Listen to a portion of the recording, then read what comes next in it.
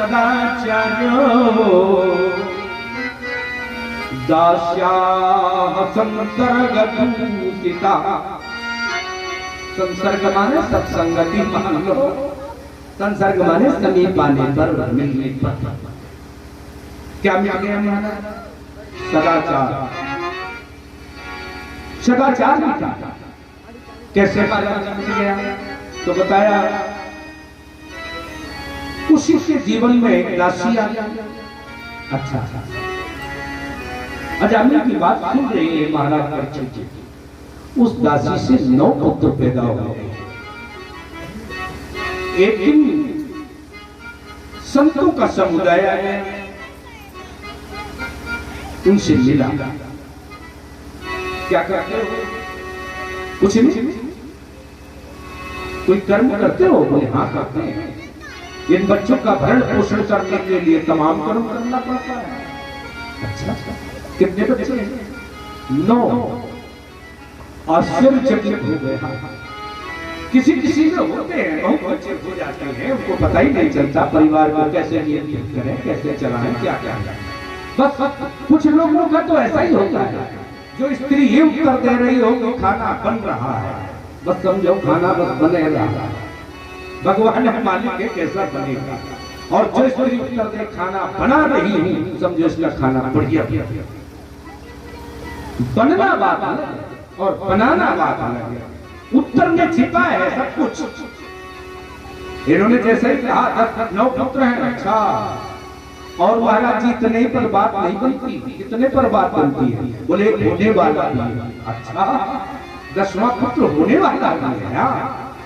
तो बस संतों ने एक ही बात समझा दी, थोड़ी देर के लिए आए और उसका कहा नाम नारायण रख देना। अच्छा, और उसने संतों के कहने पर उसका नाम नारायण रखा भी।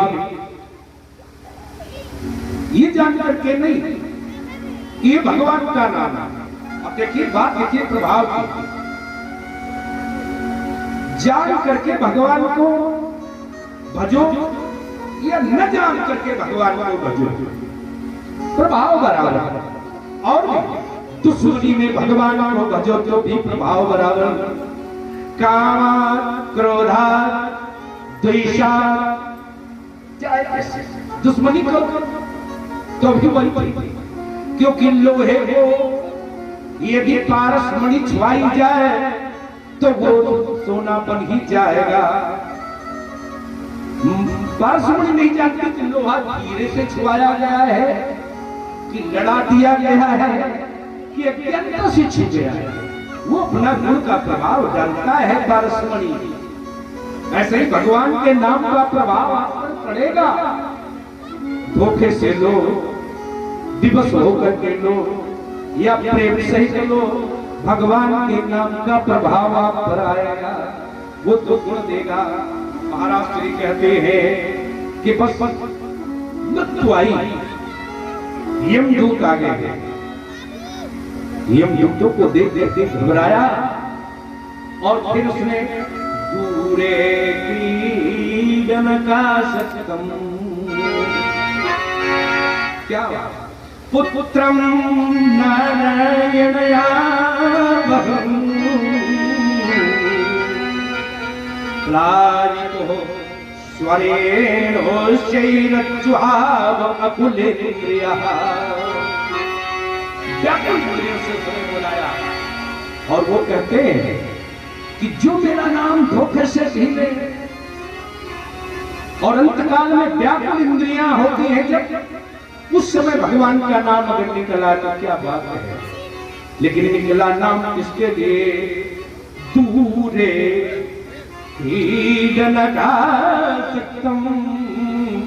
बालकों के साथ में दूर खेलते हुए बालक ने उसकी आसक्ति थी। नारायण नारायण नारायण, वो उसमें आसक्ति बनाए कि बचा देगा। बालक भी सुन नहीं पाया, उसी में रमण करता था। यमदूतों ने घेर लिया, लेकिन तभी भगवान के कृष्ण दूत आ गए। अब देखो, विष्णु दूतों ने आकर के उन्हें रोका कि रुको, क्या कर रहे हो? बोले मैं से लेके आया हूं। किसकी आज्ञा से? बोले मैं अपने स्वामी की आज्ञा से लेके आया हूं। क्यों?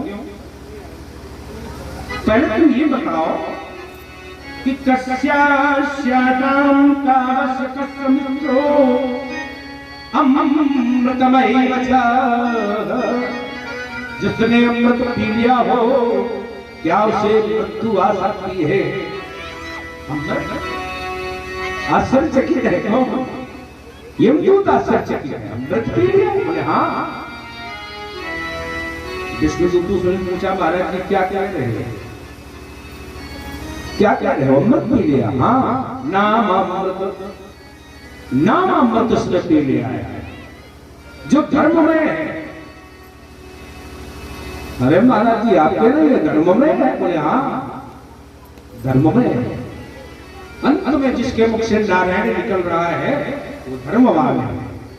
किसको ले जाना चाहिए? विष्णुदूतों ने कहा आप तो पापियों को ले जाते हैं। अच्छा पापियों को ले जाते हैं? हाँ, तो ये तो पापी नहीं है और हमने बड़ा पाप किया इसने। कैसा पाप किया? बोले एक बार पिता ने भेजा, ध्यान दीजिए यहां छुपा है।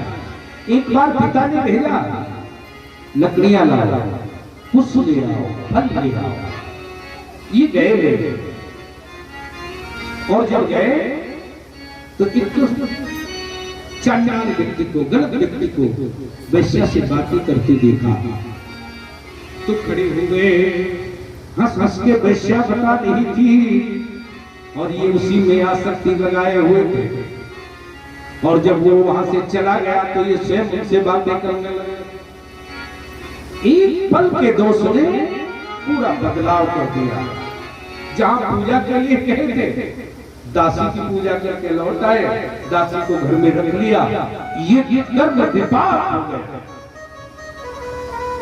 इसलिए इनको यज्ञ के दरवाजे जाना पड़ेगा।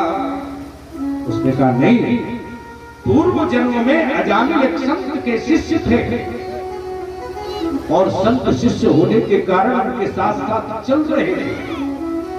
हिमालय प्रखंड में एक युवती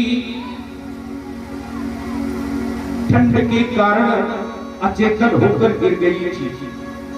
तभी उन्होंने गुरुजी को रोका कि महाराज जी ये इसकी मृत्यु हो जाएगी। महाराज जी ने कहा नहीं नहीं, दुनिया के चक्कर में न पड़ो, चलो घर नहीं तो तुम्हारा जीवन नष्ट हो जाएगा।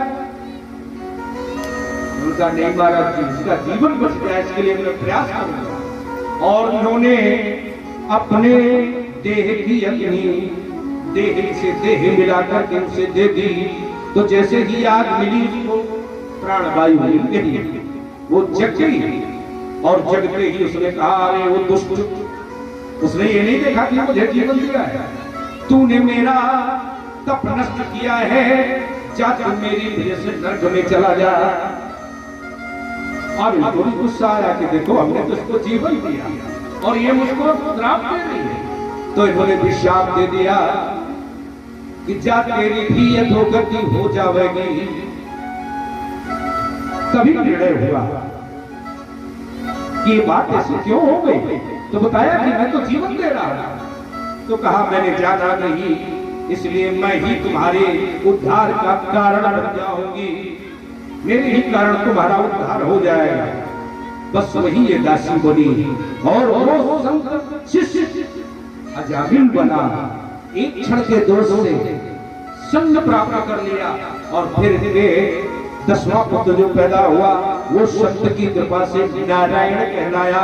और नारायण कहने पर यमदूतों को विष्णुदूतों ने सिखाना प्रारंभ किया। न जाओ कहां?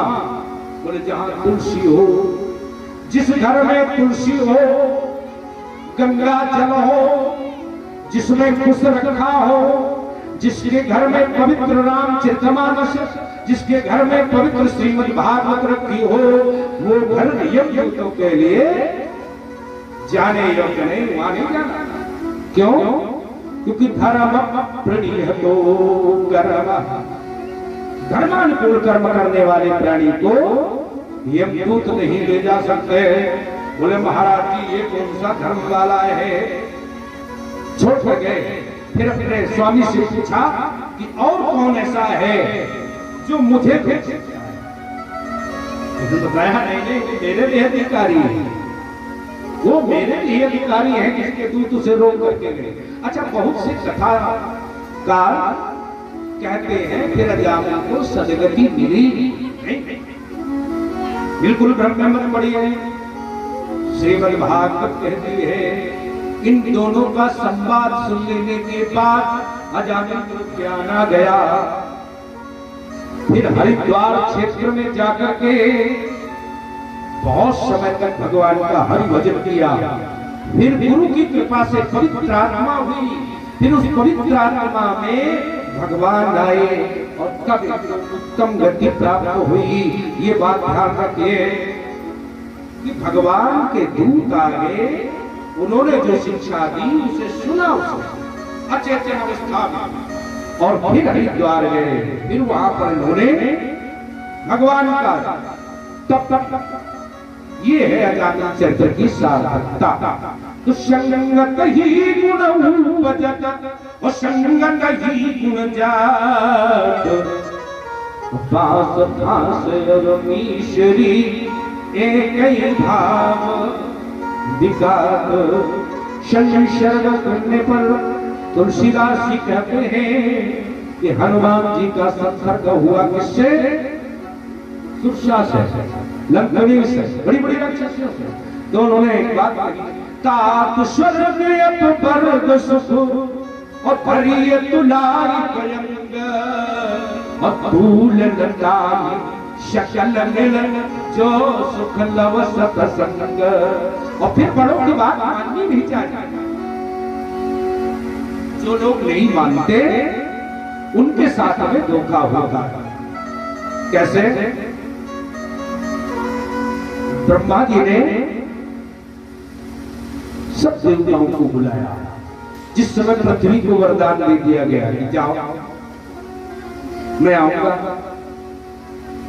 तभी सब देवता आए और ब्रह्मा जी ने सबको सिखाया कि सब लोग बंदर बन करके भगवान की सेवा में जाओ।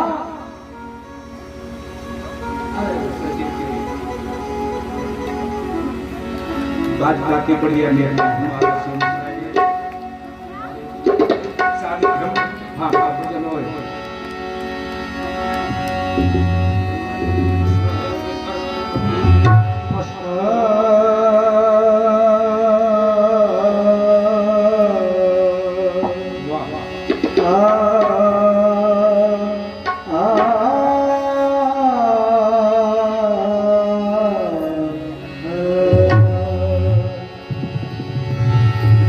तेरी अखियां है जादू भरी,